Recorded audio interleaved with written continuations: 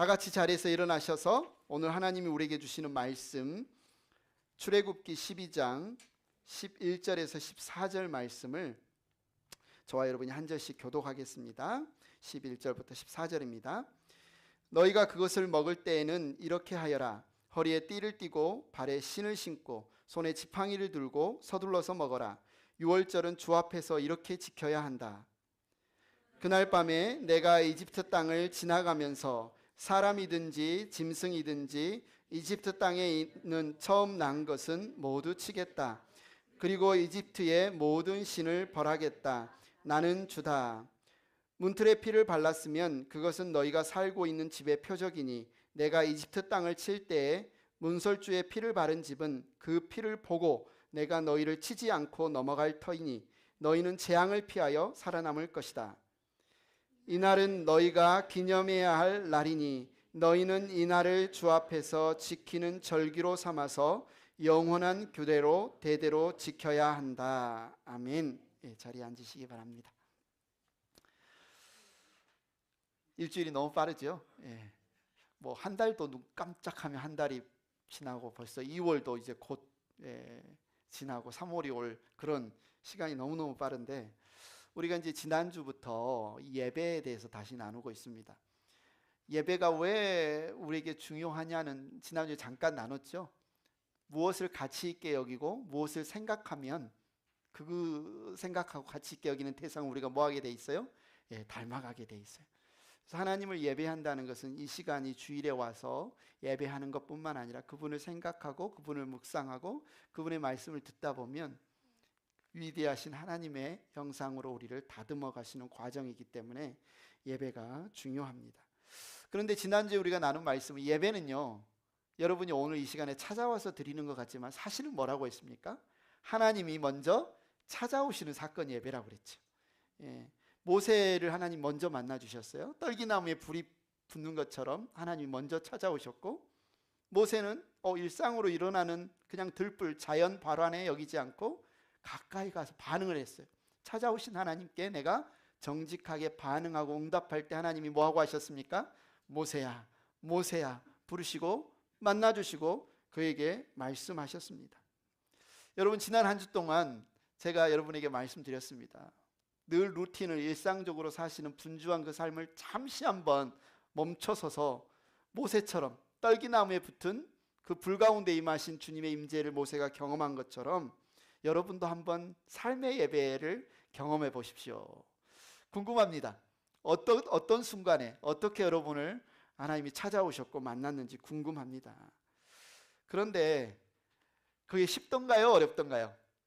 우리의 일상을 살면서 문득문득 주님의 임재를 인식하는 것이 쉽던가요? 어렵던가요? 눈 깜짝할 사이 일주일이 지났는데 그게 쉽겠어요? 어렵죠. 아침에 일어나서 일하랴, 저녁에 또 뭐 애들 하랴, 다른 사람 이야기하라, 장보랴, 섬기랴, 주님을 인식하고 주님을 예배해야 되는데 눈 깜짝할 사이에 한 주가 지나버린 것 같습니다.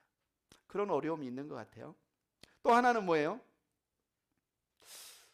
주님이 나에게 찾아오시면 좋을 거는 같은데 거룩하신 하나님이 막상 여러분의 임재하시면 무서울 것 같다는 생각이 드는 분도 있을 거예요. 그런 일 있잖아요. 우리가 운전을 하고 가는데 갑자기 뒤에 폴리스 차가 불을 켜면 난가? 내가 뭐 신호 위반도 안 했는데, 내가 속도 위반도 안 했는데, 내가 뭐 잘못했나? 경찰이 나 딱지끈으로 오나? 가슴이 철렁하지 않습니까? 이런 일반적인 공권력 앞에서도 마음이 위축이 되는데 하물며 온 우주의 하나님이, 온 우주의 창조자가 여러분을 갑자기 부르시면, 여러분 가운데 임하시면 나 너무 무서울 것 같아. 내가 죄를 지난주에 지은 죄가 뭔데, 내 입으로 욕한 게 얼만데 하나님 내게 오시면 내가 무서울 것 같아. 이런 두려움이 앞서기도 하지요. 하나님이 나를 찾아오는 것이 큰 은혜지만 죄인인 우리가 그 거룩하신 하나님 불꽃 앞에 서면 그거는 심판받을 것 같고 두려울 것 같고 뭔가 문제가 있을 것 같고 그런 마음이 생깁니다. 그런데 오늘 말씀 출애굽기 12장은 죄인이 우리가 하나님 앞에 설 수 있는 안전한 방법, 죄인인 우리가 날마다 어떤 순간에 하나님 앞에 서도 죽지 않고 심판받지 않는 안전한 장치가 무엇인지를 우리에게 알려주고 있습니다. 여러분, 오늘 우리가 출애굽기 12장을 읽었는데 가끔 어떤 분이 그런 말씀을 하세요. 이거 이스라엘 나라의 이야기 아니에요? 이스라엘의 역사 아니에요? 그것도 수천 년 전에 이스라엘의 나라가 이집트에 노예되었다가 거기에서 탈출한 사건이 2026년 오늘을 살아가는 저와 우리 여러분이 무슨 연관이 있을까요? 그냥 역사 이야기 공부하는 거 아닙니까? 이렇게 생각하는 분이 있어요. 그런데요, 그렇지 않습니다. 오늘 출애굽기 12장의 사건은 저와 여러분에게 아주 밀접하고 중요한 사건입니다. 왜냐하면 만약에 이 사건이 제대로 흘러가지 않았다면 저와 여러분이 이 시간에 이 자리에 앉아서 예배 드리는 것은 불가능했기 때문이에요. 여러분, 우리가 예배 드리는 게 너무너무 쉬운 일, 그럴 수 있는 일이라고 생각하지만 아닙니다. 제가 왜 그런지 천천히 설명을 해볼게요. 여러분이 아는 것처럼 우리 아버지는 홍자, 기자, 화자지만 우리 아버지 이름이 홍기화씨입니다. 그러나 저와 여러분의 아버지 시조는 누구예요? 아담과 하와죠. 우리의 시조, 우리의 할아버지, 아버지는 아담과 하와가 하나님의 임재 앞에 서서 살다가 죄를 범하는 순간 무슨 일이 일어났습니까? 하나님 앞에 나갈 수 없게 되었어요. 아담과 하와가 범죄하는 순간 하나님 앞에 나아갈 수 없게 된 것뿐만 아니라 그의 후손인 저와 여러분도 하나님 앞에 나아갈 수 없게 되었어요. 죄 때문에. 그때 하나님께서 선포하신 말씀이 우리가 공부했던 것처럼 창세기 3장 15절입니다. 다시 한번 읽습니다. 시작.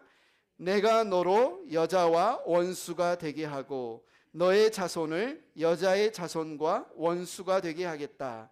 여자의 자손은 너의 머리를 상하게 하고 너는 여자의 자손의 발꿈치를 상하게 할 것이다.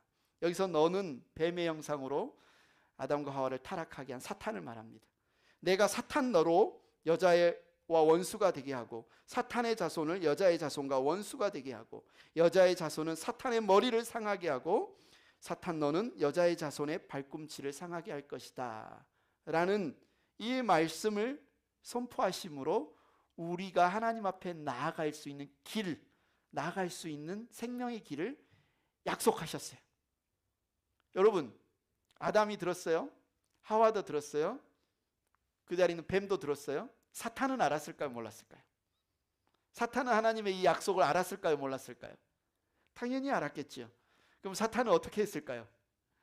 여자의 후손이 하면 자기 머리를 박살내는데 나 잡수쇼 하고 가만히 있었을까요? 아니죠. 당연히 어떻게든 어떤 수단과 방법을 쓰든 여자의 후손이 오지 못하도록 방해를 해야 되겠죠. 그러지 않겠습니까? 성경에 보면 이런 일들이 계속 반복해서 일어나는 것을 볼 수 있어요. 그 중에 세 가지만 예를 들어보면 첫째가 바로 인류 최초의 형제살인 사건, 그죠? 아담의 두 아들인 가인과 아벨이 하나님께 제사를 드렸는데 하나님이 그 마음의 중심이 하나님께 바른 아벨, 동생 아벨의 제사는 받았는데 형 가인의 제사는 받지 않았어요. 옆에 사탄이 가만히 보니 하나님이 약속한 여자의 후손이 저 아벨을 통해서 오겠구나, 그런 마음이 드니까 어때요? 가인에게 비교의식과 미움과 분노를 부추기죠. 그래서 가인이 그 동생을 쳐서 죽입니다. 딱 1세대밖에 안 지났어요. 아담에게 약속한 지 여자의 후손으로 구원자가 올 거라는 그 약속이 아직 1세대밖에 안 지났는데 무슨 사건이 일어나요? 하나님의 약속이 이루어지지 못할, 여자의 후손이 대가 끊길 그런 상황이 지금 이루어진 거예요. 사탄이 얼마나 치밀하고 얼마나 최선을 다해서 여자 후손을 막았는지 보십시오. 사탄은 아벨만 죽이면 구원의 계보가 끝날 줄 알았어요. 그런데 하나님 어떻게 하셨어요? 아벨 대신 아들을 또 주시죠. 셋이라는 아들을 주십니다. 창세기 4장 25절 보십시오. 같이 읽겠습니다. 시작. 하나님이 가인에게 죽인 아벨 대신에 다른 씨를 나에게 허락하셨구나. 사탄이 아벨이라는 그 씨를 잘라버리자 하나님은 더 깊은 곳에서 새로운 줄기, 새로운 여자의 후손의 생명의 씨앗을 주셔서 우리가 오늘 찬양한 것처럼 기어코 하나님 앞에 나아가 예배할 자들을 불러 모으시는 그 일을 멈추지 않으십니다. 이게 첫 번째 사건이에요. 한번 실패하고 사단이 막 그만뒀을까요? 아니요. 또 어마어마한 사건이 또 일어납니다. 다윗 왕조 전멸 위기 사건입니다. 하나님께서 아브라함의 후손 중에 다윗을 통해서 여자의 후손을 보내겠다고 약속을 하세요. 사탄이 듣습니다. 다윗 왕조만 완전히 없애버리면 여자의 후손이 올 수 없겠구나. 성경에는 아달랴라고 하는 아주 잔인한 왕이 나오는데 누구냐면 북이스라엘을 바알이라고 하는 우상으로 물들인 아합과 이세벨의 딸이에요. 북이스라엘과 남유다가 남북으로 나뉘어 있을 때 이들이 남유다 왕자에게 자기 딸을 시집을 보냅니다. 사탄이 치밀하죠. 북이스라엘만 우상 숭배로 물들일 뿐만 아니라 남유다도 타락시키기 위해서 아달랴가 남유다에 시집을 와요. 그런데 아달랴에게 아주 권력욕이 아주 그냥 눈이 뒤집힐 정도로 미칩니다. 그래서 아달랴가 한 일이 뭐냐면 자기가 여왕이 되기 위해서 다윗 왕조의 모든 왕이 될 가능성이 있는 후손들을 싹 한날 한시에 죽여버립니다. 모든 왕자를 모아서 다 죽여버려요. 다윗의 대가 완전히 끊길 위기에 있습니다. 그때 하나님께서 무슨 일을 하십니까? 한 명 아이를 숨기세요. 갓난아기였던 요하스를 성전 깊숙이 몰래 감추셔서 다윗의 대가 끊이지 않도록 하나님이 보호하세요. 사탄은 이제 다윗의 왕조가 끊겼으니 여자의 후손도 못 오겠구나. 그때 하나님이 요하스를 남기셔서 다윗의 대가 이어가게 하십니다. 얼마나 사탄이 여자의 후손이 오는 것을 방해했는지 아시겠죠? 그 중에 세 번째 사건이 또 있어요. 수많은 사건들 중에 세 번째 사건이 뭐냐면 예수님이 태어나실 때 벌어진 유아학살 사건. 이런 수많은 사탄의 방해에도 하나님은 그 약속을 이루십니다. 드디어 때가 되어서 예수께서 탄생하십니다. 예수님이 탄생하셨을 때 사탄은 이제 더 이상 숨지 않습니다. 헤롯을 부추겨서 동방박사를 통해 유대 왕이 태어났다는 소식을 듣고 무슨 일을 합니까? 야, 태어나는 것을 방해하지 못했다면 이미 태어난 유대의 왕이 될 가능성이 있는 모든 아이를 다 죽여버리자. 2살 아래의 사내 아이를 싹 학살을 하는 사건입니다. 그런데 하나님께서 어떻게 그걸 보호하시죠? 천사를 보내셔서 요셉에게 이런 일이 일어날 것을 미리 알리시고 그들을 이집트로 피신하게 하시고 이 학살 사건에서 예수님이 살아남게 하십니다. 여러분, 이 세 가지 사건을 추려서 봤는데도 불구하고 하나님이 창세기 3장 15절에 여자의 후손을 보내셔서 우리로 하나님의 임재 앞에 나아가 예배하게 하기로 약속하신 이 일이 정말 쉽게 이루어진 사건이 아니구나. 사탄이 정말 손 놓고 있지 않았구나.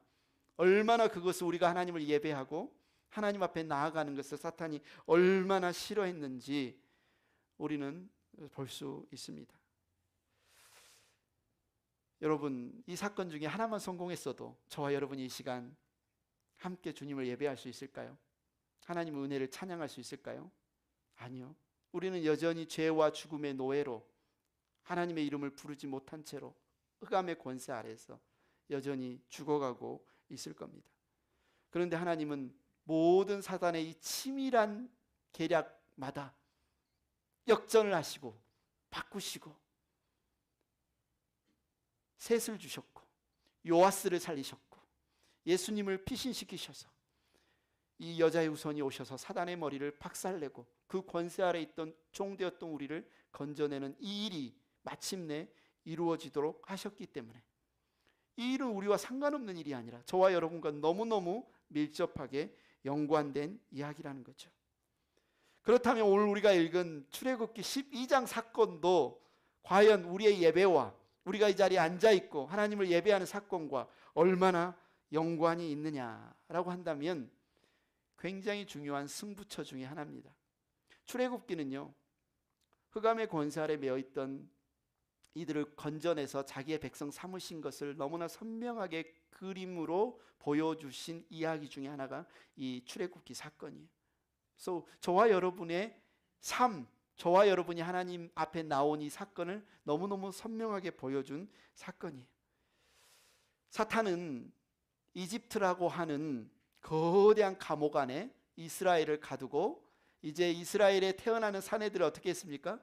나일강에 다 던져서 아예 씨를 말려 죽여버릴 계획을 갖고 있습니다. 한마디로 이스라엘의 민족을 말살시켜 버릴 계획을 갖고 있어요. 태어나는 남자는 다 죽여요. 이미 태어난 사람들은 이집트에서 종노릇하다가 다 죽어요. 그러면 하나님이 약속하신 여자의 후손이 오는 이 일이 성취될 수 있을까요, 없을까요? 당연히 없겠죠. 사탄은 이 바로의 욕심, 이 바로의 완악함을 이용해서 이스라엘을 학대하고 죽이고 없애는 일을 계속하고 있습니다. 이때 하나님이 꺼내신 승부처가 뭐냐? 죽음의 위기 앞에 있는 이스라엘, 여자의 후손이 와야 되는 그 상황에서 하나님이 행하신 그 비밀이 뭐냐? 승부의 카드가 뭐냐? 바로 어린 양의 보혈입니다. 사탄이 430년 동안 이스라엘을 이집트라는 나라에 가둬두고 어디로 못 가게 하고 말려 죽이고 있는 그 430년의 수고를 하나님은 단 하룻밤에 어린 양의 피로써 완전히 무너뜨리신 사건이 바로 저와 여러분이 읽은 출애굽기 12장의 사건입니다. 죽음의 사자가 이집트 전역을 휩쓸 때 오직 어린 양의 피만이 이 사탄의 권세를 무력하게 만들 수 있었습니다. 여러분 오해하시면 안 됩니다. 죽음의 사자는 사탄이 아니에요. 죽음의 사자는 하나님이 심판하기 위해 보내신 죽음의 천사입니다. 근데 이 죽음의 천사를 보내서 하나님의 심판을 대행하는 이 사건과 그 어린 양의 피가 묻혀진 집을 이 죽음의 천사들이 넘어간 사건과 사탄의 세력이 무력화된 사건이 도대체 어떻게 연결되느냐, 어떻게 연관이 있느냐 궁금하시죠? 그때도 마찬가지고 지금도 마찬가지고 사탄은 저와 여러분을 끊임없이, 그리고 당시의 이스라엘 사람들을 끊임없이 협박합니다. 하나님의 공의를 가지고 협박합니다. 하나님은 공의로우신 분이야. 하나님은 죄를 눈 감아주지 않으시는 분이야. 죄인은 하나님의 공의 앞에 반드시 심판받아 마땅해 죽어야 해. 근데 너를 보니 너 죄인이네.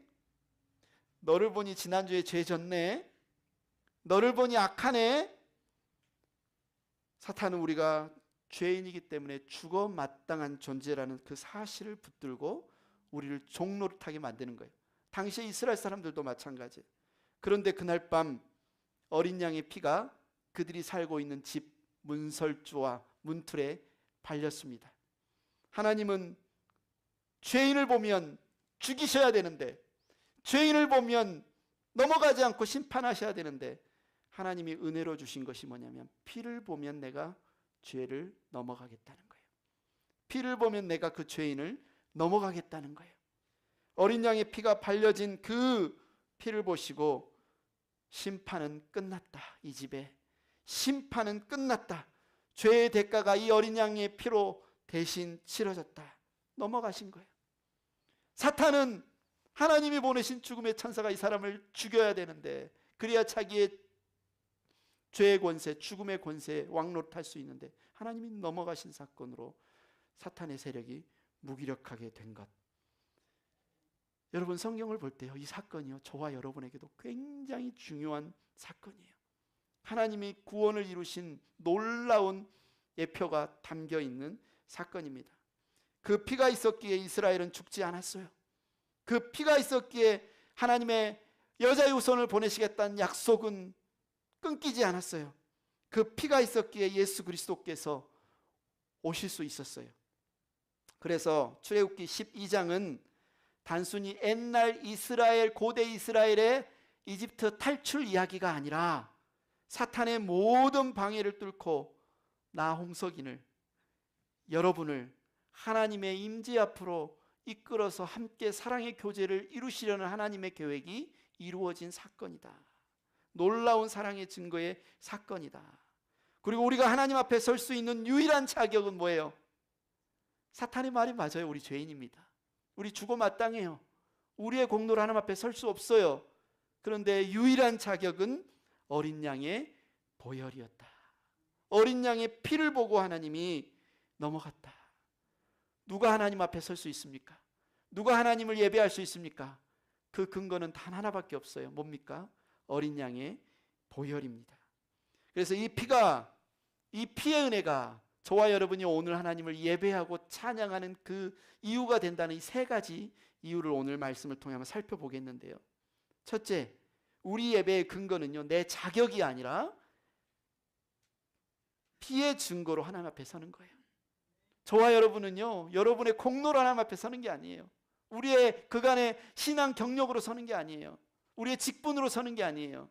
우리에게 뒤집어 씌워진, 우리에게 묻혀진 피의 증거로 하나님 앞에 서는 겁니다. 13절 다시 한번 읽습니다. 시작.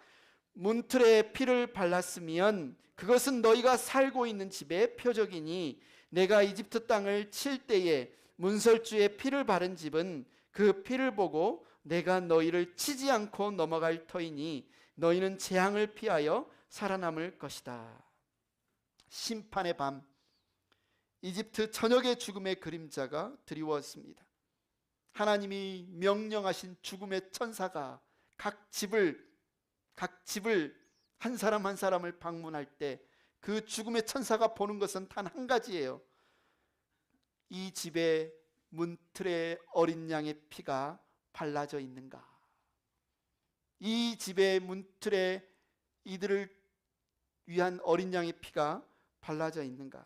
하나님이 명확하게 말씀하셨어요. 그 피를 보고 When I see the blood, When I see the blood, 그 피를 볼 때에 내가 그 피를 보고 pass over, 이 집을 넘어가겠다 약속하셨어요. 여러분 잊지 마십시오. 우리가 하나님 앞에 설 수 있는 것은요, 우리가 자격이 있어서가 아니에요. 하나님은 성품을 본 게 아니에요. 그 집에 누가 거짓말을 얼마나 했고, 얼마나 신실하고, 얼마나 열심히 기도하고, 얼마나 부부싸움 안 하고 다른 이웃을 돕고, 그것을 보고 내가 그 집을 넘어가겠다고 한 게 아니라, 오늘 말씀을 보십시오.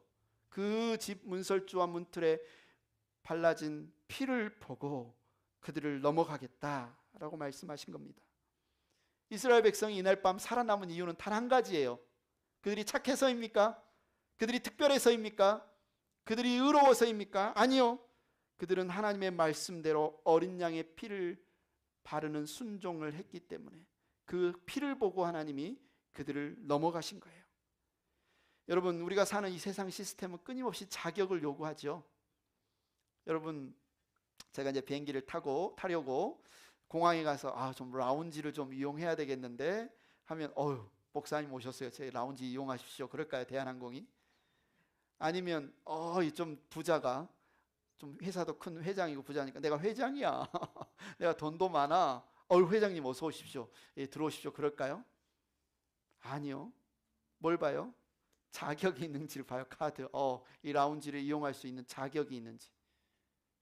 유명한 클럽이든 유명한 호텔 뷔페든 그 사람이 얼마나 착하냐, 얼마나 악하냐, 얼마나 한 게 아니에요. 그거 입장할 수 있는 입장권이 있는지를 보는 거 아니에요.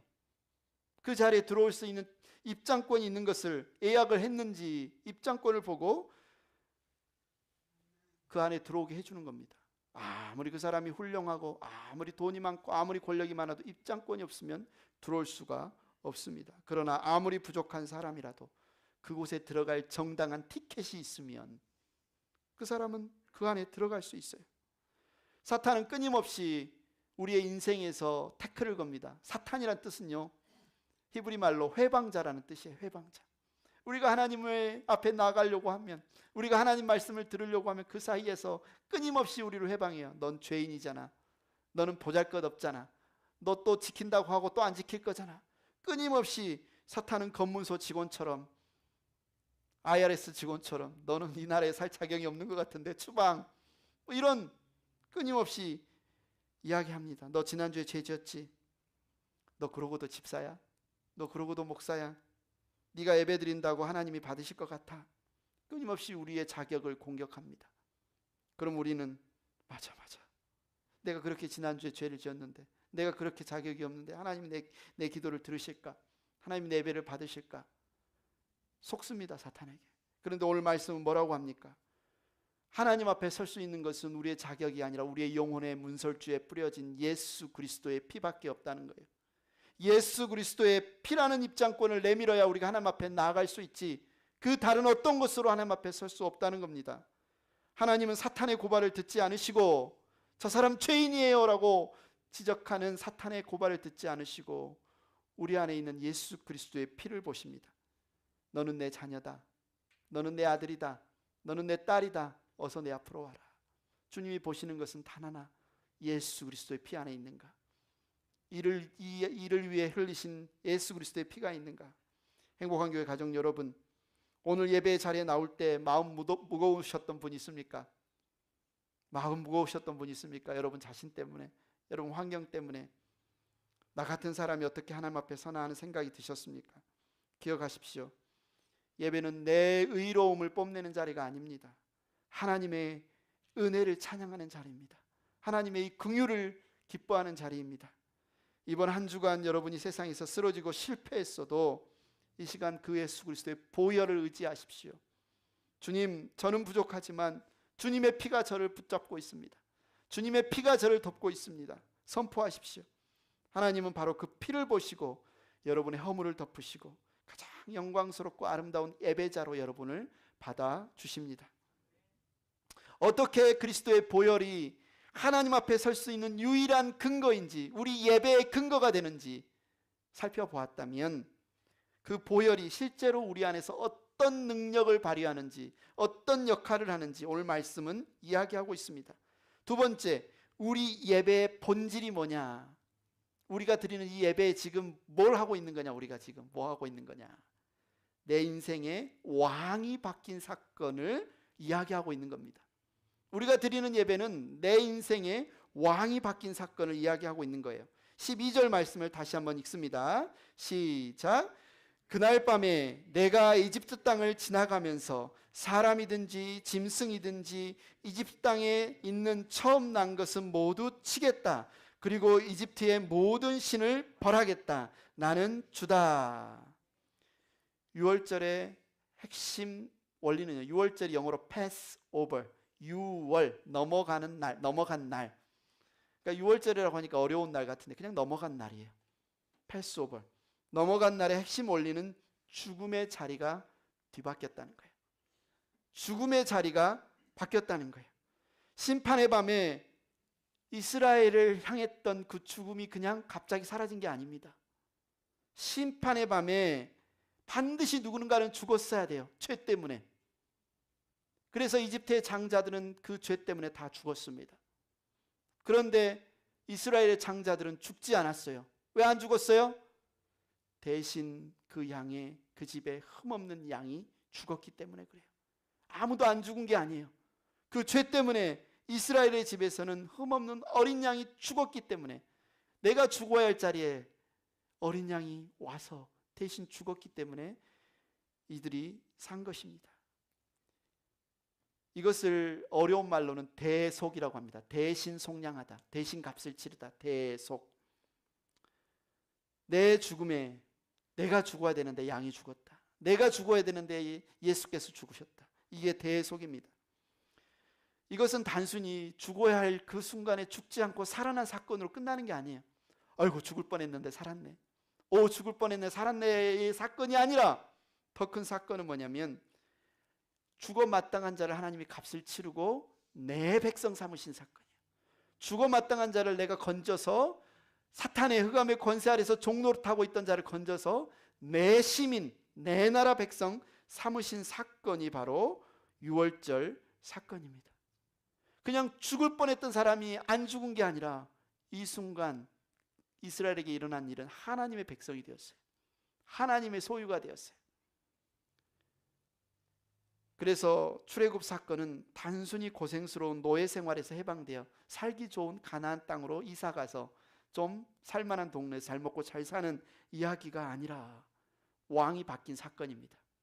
그전에는 바로가 사탄의 권세를, 흑암의 권세를 대행하는 바로가 이들의 왕이었다면 이날 밤 이후로 하나님께서 바로의 장자를 심판하시고 온 이집트를 다스리던 그 신들을 9가지 재앙을 통해서 마지막 10번째 재앙까지 해서 심판하시고 누가 진짜 왕인지, 누가 이스라엘의 진짜 통치자인지 분명하게 보이신 사건입니다.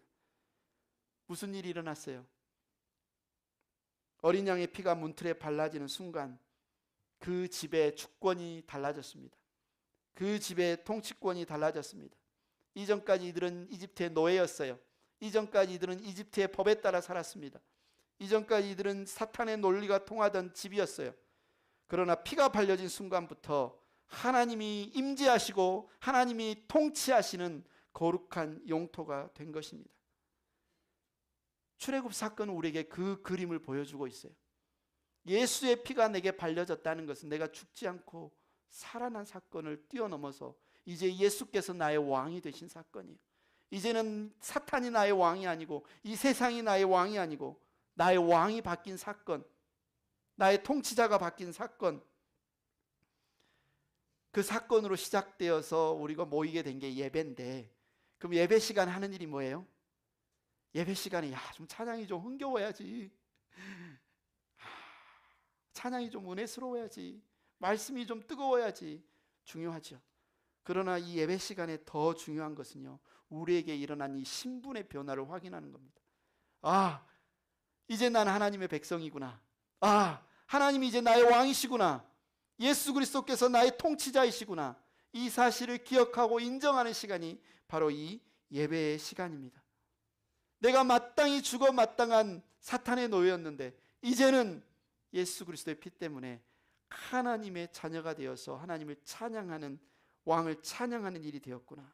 이제 아빠 아버지라고 부를 수 있게 되었구나. 이 사실을 매번 기억하는 것이 예배입니다. 여러분 집에 라텍스 장갑 있죠? 저희 집에서는 블루를 쓰는데 저기 넷플릭스에서 하는 그 셰프들은 검정색 장갑을 쓰더라고요. 여러분 가게에서도 검정색을 쓰는지 모르겠지만 검정색 라텍스 장갑을 한번 생각해 보십시오. 사탄의 손에 끼워져 있을 때는 미움과 시기와 분노의 칼을 휘두르던 더러운 장갑이었습니다. 바로 우리가 그런 존재였어요. 사탄의 손에 끼워져서 미워하고 증오하고 분노하고, 사탄은 우리를 자기 마음대로 휘둘렀고 우리는 그 죄의 노예로 살았었어요. 그런데 예수께서 그 더러워진 장갑을 자기의 피로 깨끗이 씻어주셨어요. 그리고 이제 우리 안에 그 하나님의 거룩한 손이 들어오셔서 우리라는 장갑 안에 들어오셔서, 장갑이라는 그 모양은 바뀐 게 없지만 움직이는 동력과 목적이 완전히 달라졌어요. 예전엔 사탄의 노예로 미워하고 죽이고 살인하고 분리하고 나누고 하나님을 대적하는 용도로 쓰였다면 이제는 사랑과 섬김을 위해 움직이는 존재가 된 사건이 바로 하나님이 행하신 일입니다. 예배는 바로 내 안에 누가 일하고 계시는가? 사탄이냐 하나님이냐? 내 안에 지금 일하시는 분이 하나님이라는 사실을 우리가 인정하는 사건이 예배예요. 그래서 하나님의 손이 내 삶에 어떻게 일하시는가를 내가 다시 기억하고 올바로 일하실 수 있도록 내 삶을 조정하고 조율하는 그 시간이 바로 이 예배의 시간입니다. 행복한 교회 가족 여러분, 여러분은 누구를 왕으로 모시고 있습니까? 여러분은 누구를 여러분의 통치자로 모시고 있습니까? 여러분의 인생의 가장 중요한 결정을 누가 합니까? 우리는 세상에서 돈을 벌고 권력을 사용하면서 살아가지만 그 돈이, 그 권력이 우리 인생의 주인이 되게 해서는 안 됩니다. 여전히 돈이 없으면 죽을 것 같고 성공의 자리에 오르지 못하면 버림받을 것 같은 세상의 그 협박, 야, 너 돈 없이 너 노후를 어떻게 지내려고, 야, 너 어떻게 살려고, 이런 협박의 눈치를 보고 있다면 오늘 이 말씀은 이스라엘에서 일어난 가장 중요한 사건인 우리의 정체성이 바뀐 사건, 그리스도의 피가, 그리스도의 보혈이, 그리고 그가 여러분의 왕이 된 사건이 우리의 인생의 가장 중요한 사건인 것을 우리에게 알려줍니다. 돈과 성공은 우리가 하나님을 위해 정당하게 사용해야 할 소중한 도구이지 우리를 통치하는 왕이 아닙니다. 우리를 좌지우지하는 우리의 통치자가 아니에요. 우리의 수단이에요. 우리의 왕은 바로 하나님이십니다. 사탄은 끊임없이 돈이 많아야 된다, 돈이 많아야 살 수 있다, 자원이 많아야 살 수 있다, 권력이 곧 생명이다, 이것을 보여주었지만 하나님은 아니다. 그리스도의 피가, 그분의 사랑 안에 머무는 것이 우리를 살린다라고 이 사실을 통해서 보여주는데, 그 사실을 믿는 것이 바로 이 예배입니다. 예배를 드리는 이 시간 여러분 정체성을 바로 세우십시오. 우리는 세상의 노예가 아닙니다. 우리는 하나님의 왕가의 로얄 패밀리, 왕족입니다. 예배의 자리에 나오셔서 여러분 하나님이 여러분을 어떻게 바라보시는지 느끼십시오. 너는 내 아들이다, 너는 내 딸이다, 내가 너를 피로 샀다, 이 사실을 되새기는 시간이 예배입니다.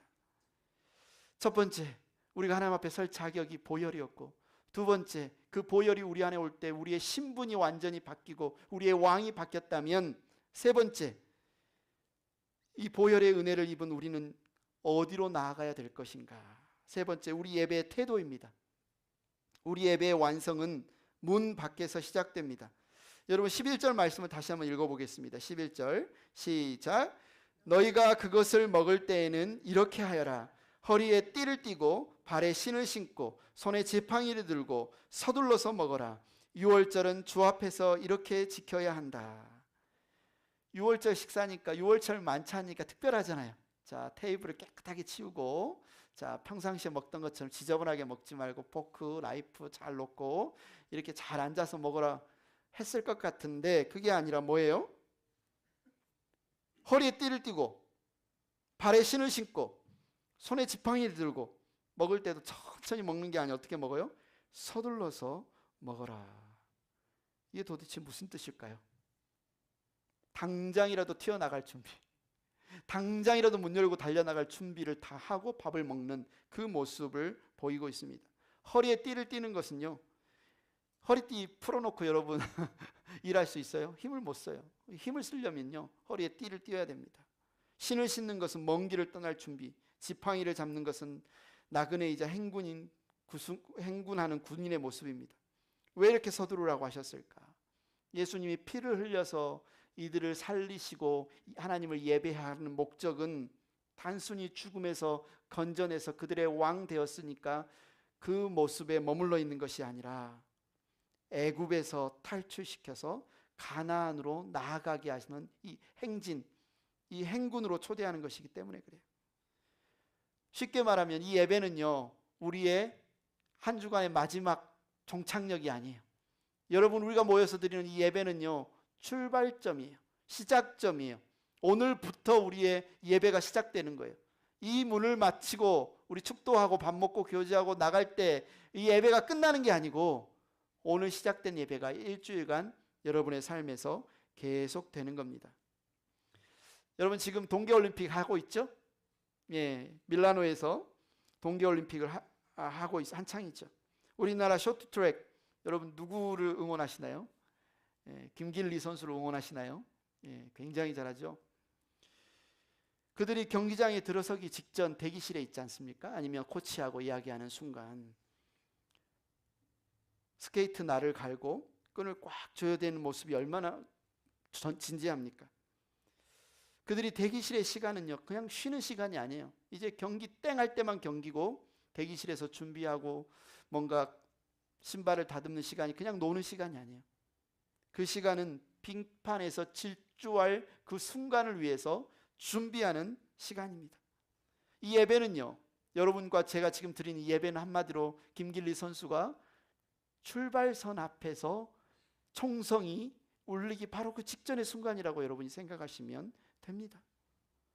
여러분의 가정으로, 여러분의 일터로, 여러분이 만나는 그 누군가에게로 나아가기 위해서 우리는 지금 출발선상에서 오늘 서 있는 겁니다.